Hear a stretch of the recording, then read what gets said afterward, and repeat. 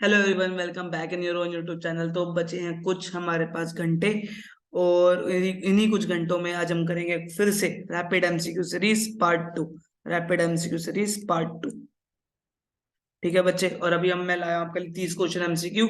फटाफट करेंगे, कॉन्सेप्ट के साथ चलेंगे। ठीक है बच्चे, सबसे पहला कॉन्सेप्ट, सबसे पहले उसने मुझे बोला ड्राइंग है, ड्राइंग है। ठीक है, 6,000 रुपये निकाल रहा, 6,000 विदड्रॉ कर रहा, 6,000 end of each quarter. Quarter भाई, क्वार्टर के फॉर्मूले बिगनिंग, मिडल, एंड। याद आ रहा है, याद आ रहा है। क्वार्टर का फॉर्मूला 7.5, 6, 4.5। 1.5 का डिफरेंस, 1.5 का डिफरेंस। बाकी टेबल याद आ रही है, 6.5, 6 और 5.5। उसके बाद अगला 3.5, 3 और 2.5। ठीक है, ऐसे टेबल याद आ रही होगी आपको। इंटरेस्ट ऑन ड्राइंग का परसेंट 10% है। 1 जनवरी से निकाला है 1 दिसंबर, मतलब पूरे 12 महीने है ना, तो कंफ्यूज नहीं होना। पूरे 12 महीने है ना, तो ये रूल लगाना है। कौन सा रूल लगाओगे? कौन सा रूल लगाओगे? एंड वाला कितना था? 4.5। अब 4.5 को ऐसे ना लिखकर 4.5 लिख लो, तो ज्यादा इजी रहेगा। करना क्या आपको? कितना था? 6,000। अच्छा, वो कह रहा है 6,000 रुपये ईच क्वार्टर। क्वार्टर में कितनी बार लगे एक साल में? 4 बार। तो पहले इसको करना पड़ेगा आपको 4 से मल्टीप्लाई। ठीक है बच्चे, ये मल्टीप्लाई करना ही भूल जाते हैं बेटा, मल्टीप्लाई करना भूल जाते हैं। 6 4 24, तो 24,000 बेटा ये हो गया। ठीक है, 24,000 मल्टीप्लाई, रेट तो बेटा 10%, 10% रेट लगा दो। मल्टीप्लाई 4.5/12। अब इसको सोल्व कर देना। ठीक है, मुझे सकता है जीरो, एक जीरो से एक जीरो, जीरो जीरो खत्म हो गई।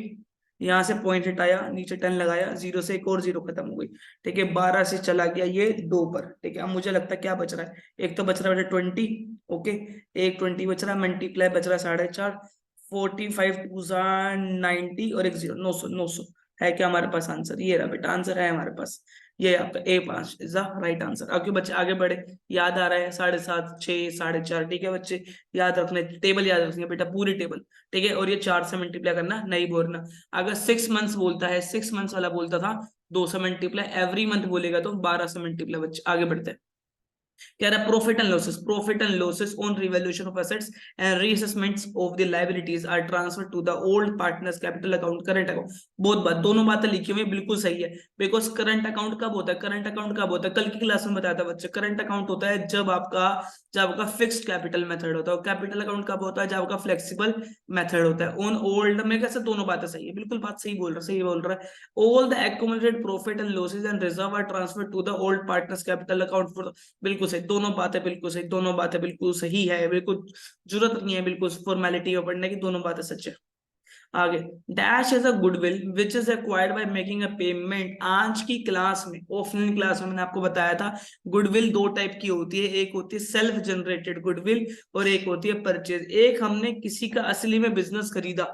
अगर हमने किसी का असली में खरीदा बिजनेस है जो सेटअप हुआ था, वो हमने असली में खरीदा है, तो उसको बोलते हैं बच्चे परचेज गुडविल। तो जिसके लिए हम क्या देने पड़ती है? हमें पेमेंट देनी पड़ती है। जबकि सेल्फ जनरेटेड गुडविल होती है जो मैं किसी को एडमिशन के टाइम बोल रहा हूँ, भाई अगर तुझे मेरी फर्म में एडमिशन लेना है तो 2 लाख रुपए तुझे ला के देने पड़ेंगे as a form of goodwill. तो वो होती है सेल्फ जनरेटेड गुडविल। किस में आती है बच्चे गुडविल? किस में आती है गुडविल? अकाउंटिंग स्टैंडर्ड 26 में आती है, याद रखना है। इसमें सारी इंटेंजिबल एसेट्स के बारे में बताया गया है, और गुडविल हमेशा अकाउंटिंग स्टैंडर्ड 26 में ही रहती है। ठीक है, आगे बढ़ते हैं बच्चे।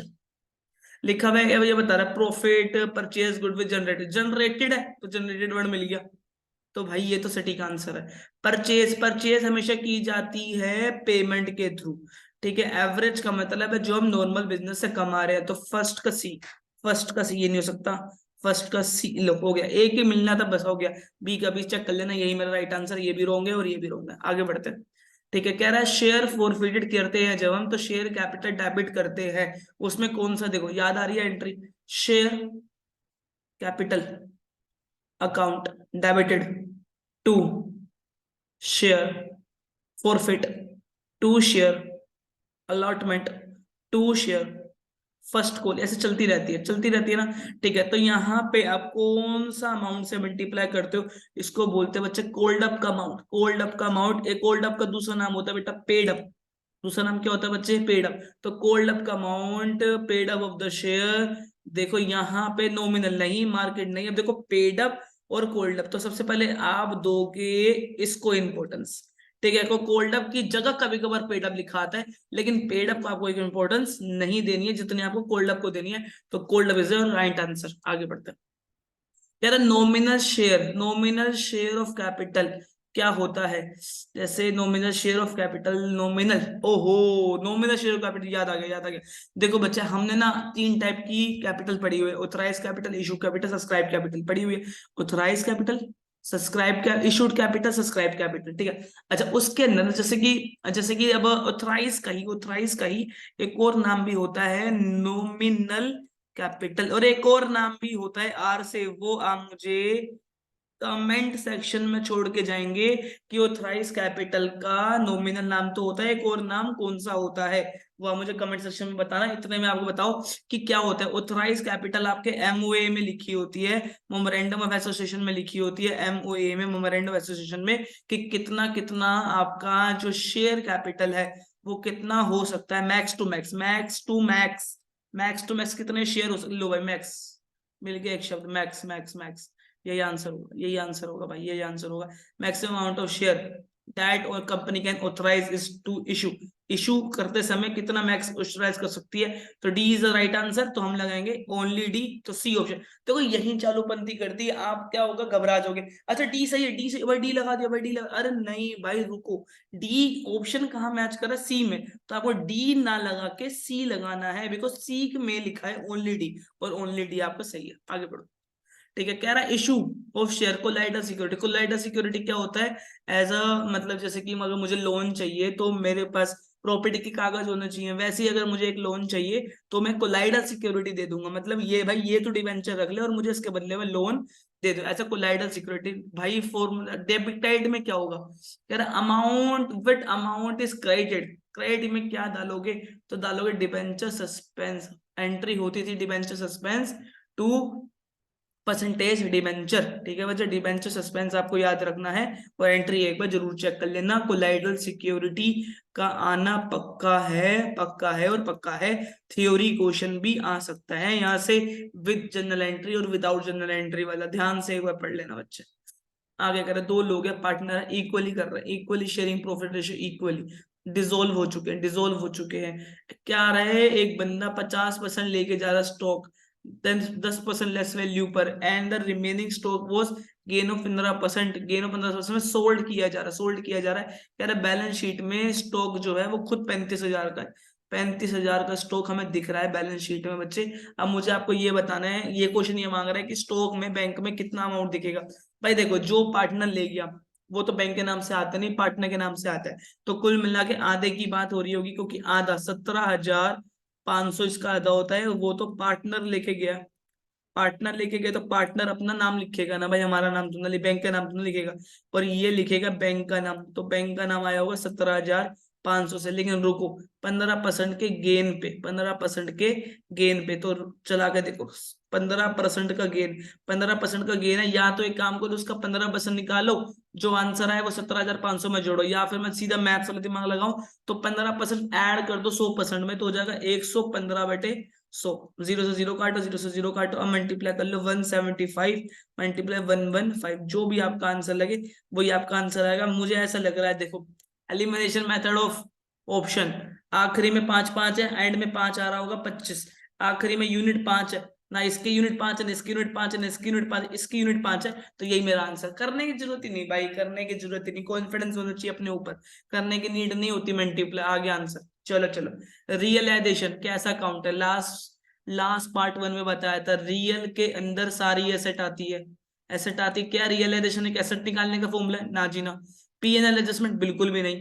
ठीक है, नॉमिनल में सारे आते हैं आपके प्रॉफिट एंड लॉसेस, पर्सनल में आते हैं आपके 3, नेचुरल, आर्टिफिशियल, रिप्रेजेंटेटिव, तीनों नहीं है, तो nominal is the answer. Nominal है, रियलाइजेशन हमेशा, रिवैल्यूएशन हमेशा एक नॉमिनल अकाउंट कहलाते हैं। दोबारा बोल रहा हूँ, रियलाइजेशन, रियलाइजेशन और रिवैल्यूएशन, रिवैल्यूएशन हमेशा हमेशा कौन से अकाउंट कहलाते हैं? नॉमिनल अकाउंट कहलाते हैं बच्चे। आगे बढ़े।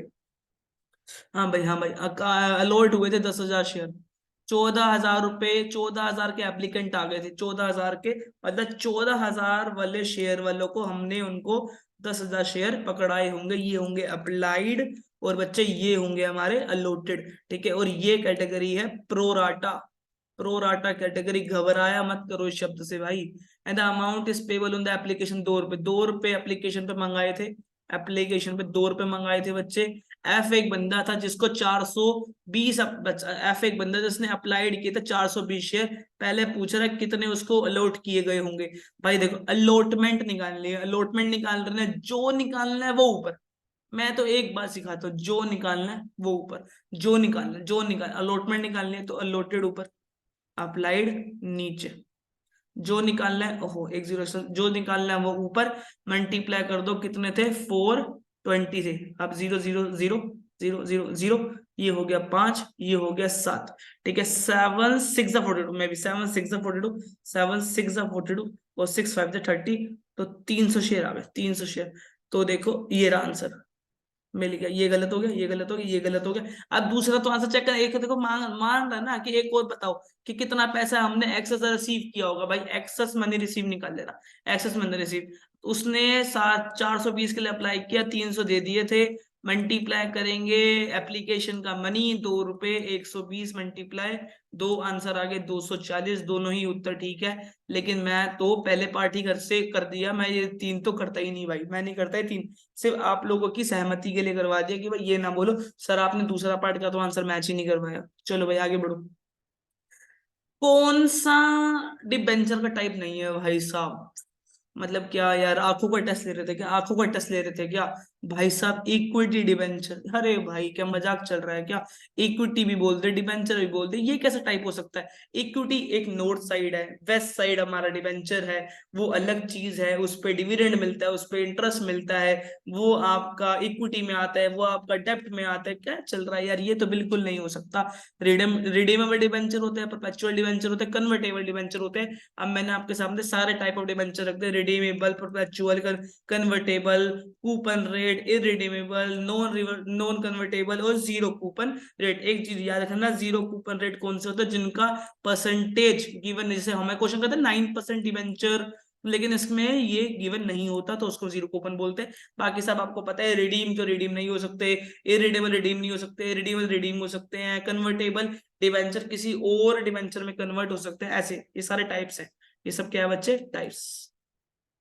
चलो अगला, premium on issue of debenture is considering as capital profit. क्यों भाई? भाई देखो कैपिटल प्रॉफिट, ये मैंने आज क्लास में बताया था कि कैपिटल प्रॉफिट क्या होता है। आप कैपिटल उठा रहे थे मार्केट से, क्या उठा रहे थे बेटा? Capital, for financing your firm, finance के लिए, ताकि आपको एक ब्लड फ्लो मिल सके कैश का, ठीक है ना। और ये उठाते उठाते आपको हो गया प्रॉफिट, तो वो प्रॉफिट क्या आपका ऑपरेटिंग प्रॉफिट कहलाता है क्या? क्या आप उस प्रॉफिट के लिए आप डील कर रहे थे क्या? बिल्कुल नहीं, बिल्कुल नहीं, बिल्कुल नहीं। इसका मतलब not a income arising from the normal course of business as known as premium, और इसलिए हम इसको कैपिटल प्रॉफिट माना जाता है, क्योंकि उसके लिए हम कुछ कर ही नहीं रहे।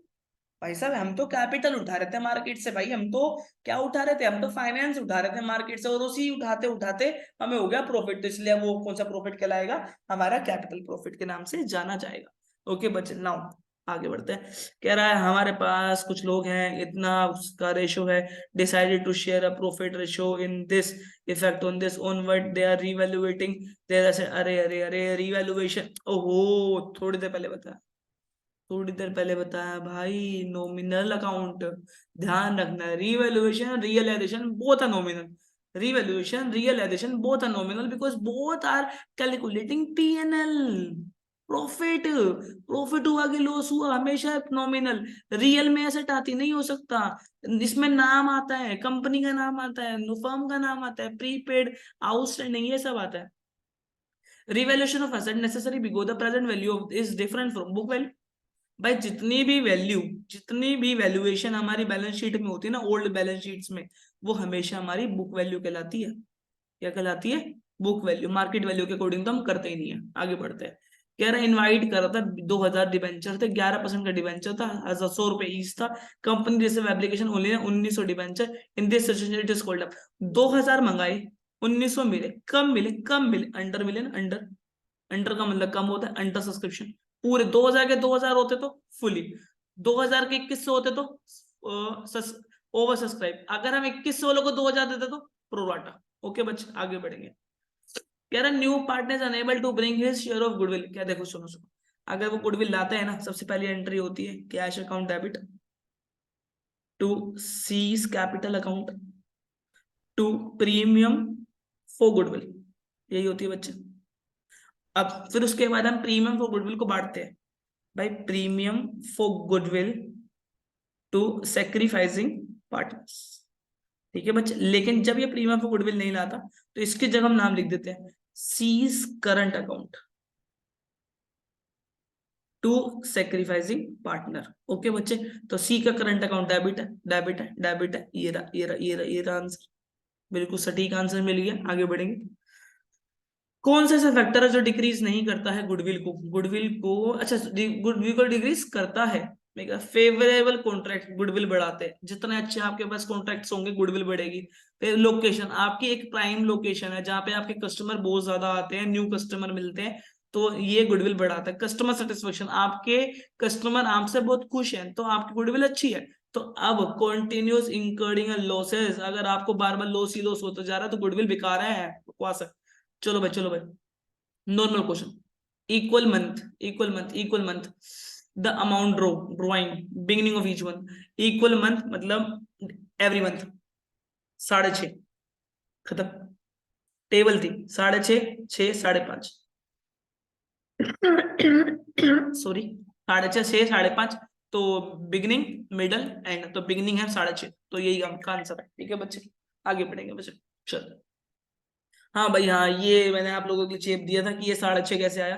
देखो एक फॉर्मूला होता है हमेशा ड्राइंग का, एक फॉर्मूला होता है कि मंथ लेफ्ट फर्स्ट। देखो जब उस आपने बोला हर महीने के पहले दिन निकाल, बिगिनिंग में निकाली, इसका मतलब पहले निकाली होगी 1 अप्रैल को और लास्ट निकाली होगी 1 मार्च को, क्योंकि आप सारी क्या कर लेते थे, सारी स्टार्टिंग में निकालते थे। तो 1 अप्रैल को निकाली, 1 अप्रैल के बाद कितने महीने बचे? पूरे 12 के 12 बचे ना। लेकिन 1 मार्च के बाद कितना महीना बचा? सिर्फ 1 महीना बचा। 1 महीना डिवाइड बाय 2 करेंगे, आगे आंसर 13/2, 13/2 को 6.5 बोलते हैं बेटा। क्लियर है? ऐसे आपको सारे कैलकुलेट करने होते हैं। ओके बच्चे, तो ये फॉर्मूला याद रख लेना। ओके बेटा आगे बढ़ेंगे। कह रहा ओल्ड रेशियो डिडक्टेड फ्रॉम, भाई ये ना जब मैं पीपीटी बना रहा था मुझे ऐसा लगा क्या बच्चा वाला से पूछा, लेकिन एक इसमें मैथमेटिकल चीज है। कह रहा फ्रॉम, फ्रॉम के बाद वाला पहले लिखा जाता है, ध्यान रखना है, और बाद वाला बाद में। अब सोचना क्वेश्चन, ठीक है ना? हमें क्या लग रहा है, इंग्लिश देखी ये क्या टुच्चा question, old ratio minus new ratio खत्म, लेकिन ऐसा नहीं। फ्रॉम वाला पहले लिखा जाता है, फ्रॉम के बाद वाला पहले लिखा जाता है। तो new ratio minus old ratio किसके बराबर होती है? मैं कैसे गेनिंग रेशियो के, तो आंसर होगा गेनिंग रेशियो, ये रहा गेनिंग रेशियो। ठीक है बच्चे आगे बढ़ेंगे। ABC are partner sharing profit and losses are in ratio 5:3:2। C retire हो गया, सी रिटायर हो गया और balance are registered reserve and accumulated बांटने के बाद उसका रिवैल्यूएशन बच रहा है 2.5 लाख रुपए, 2.5 लाख रुपए बच रहे हैं। और सी बेचारा हमें सी वॉज पेड, सी को हमने 3,22,000 रुपए दिए हैं, दिए। तो बताओ सी कितने रुपए की credit of the seize capital account and the return goodwill कितनी लेके जा रहा होगा? बस 2.5 बनते थे, सबको मिलाकर हम उसको 3 22 दे रहे हैं।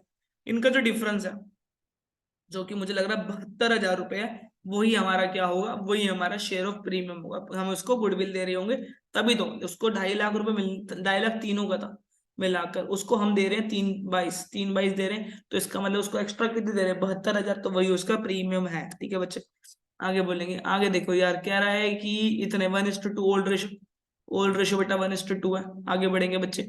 आगे बोल रहा है फ्यूचर, देखो फ्यूचर, फ्यूचर में 1/3 के लिए डिसाइड करेगा। फ्यूचर में केस नंबर 2, जो मुझसे पढ़े उनको पता है ये केस नंबर 2 है फ्यूचर वाला, लेकिन करते कैसे? केस नंबर 1 की तरह करते कैसे? केस नंबर 1 की तरह, let the total profit be 1 and the remaining part is 1 minus 1/3, तो the remaining part is 2/3 and it will divided as A on B. और ए का आंसर था 1/3 और अगले का था 2/3 और लास्ट वाला तो आई 1/3 के ले रहा है।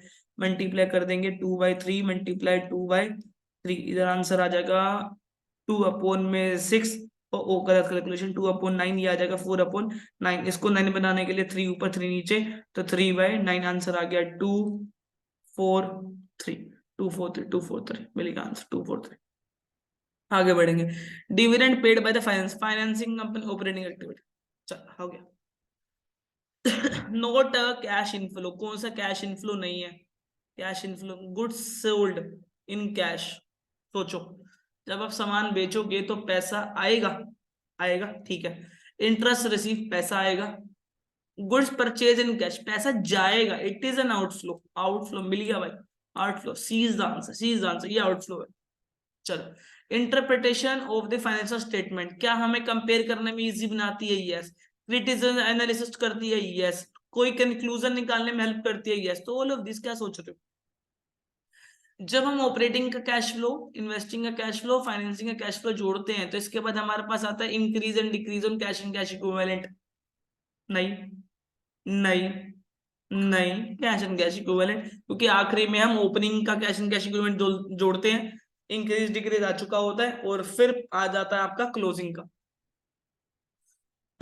Interest on long term borrowings are the expenses, सीधी बात है, expenses, expense, expense and financing activity and show as a outflow. आपको पे करना पड़ेगा तो पैसा जाएगा बच्चे। कह रहा shareholder interested to analyse, क्यों इंटरेस्टेड होते हैं? क्या उनको रिसर्च करनी होती है? बिल्कुल नहीं, रिसर्च तो पीएचडी वाले लोग करते हैं, रिसर्च तो, ठीक है।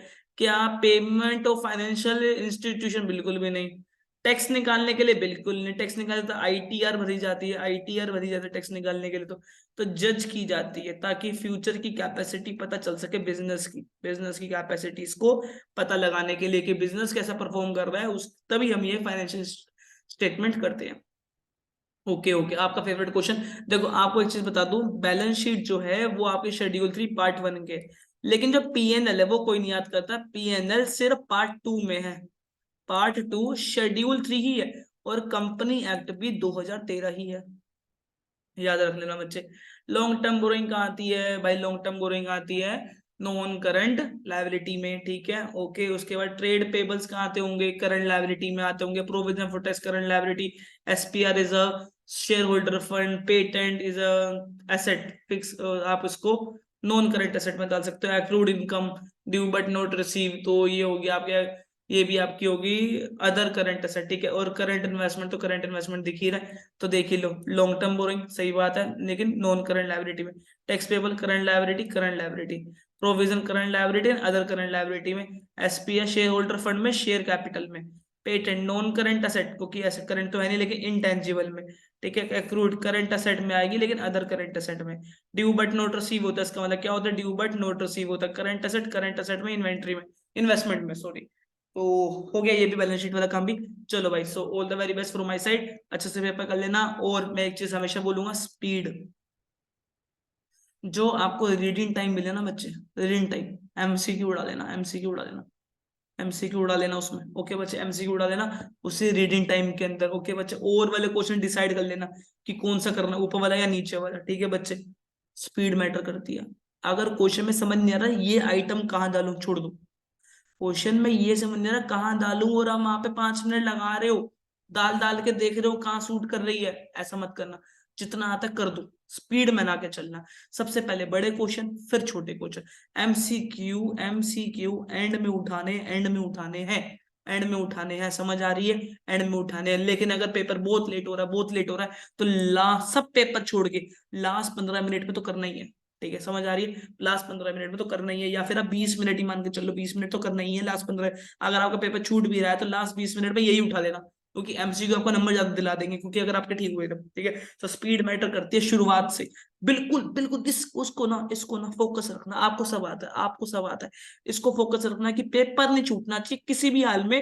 चाहे मैं 1-2 एंट्री गलत डाल दूं, कोई दिक्कत नहीं। चाहे मेरी बैलेंस शीट मैच हो ना हो, चाहे मेरा चाहे मेरी राइटिंग अच्छी आ रही है नहीं आ रही, कोई फर्क नहीं पड़ता। चाहे कुछ भी हो रहा है, चाहे मेरा प्रोडक्ट का आंसर मैच नहीं हो रहा, चाहे मेरा कैश फ्लो का आंसर मैच नहीं हो रहा है, इस पे प्रेशर नहीं देना है। इसको बस एक ही चीज बतानी है कि स्पीड पर रखा है, रख भाई, सारा पेपर कंप्लीट करवा दे, नंबर अपने आप आ जाएंगे। सारा पेपर बस कंप्लीट करवा दे मेरा, ठीक है, नंबर अपने आप आ जाएंगे बच्चे, ठीक है बच्चे। So all the very best from my side, और मिलते हैं फिर किसी और इंटरेस्टिंग वीडियो में, मिलेंगे आपसे सीयूईटी में। और न्यू बैच स्टार्ट होंगे 2 अप्रैल से, संडे से, ठीक है बच्चे। सो इंतजार रहेगा आप लोगों का। Bye bye, take care.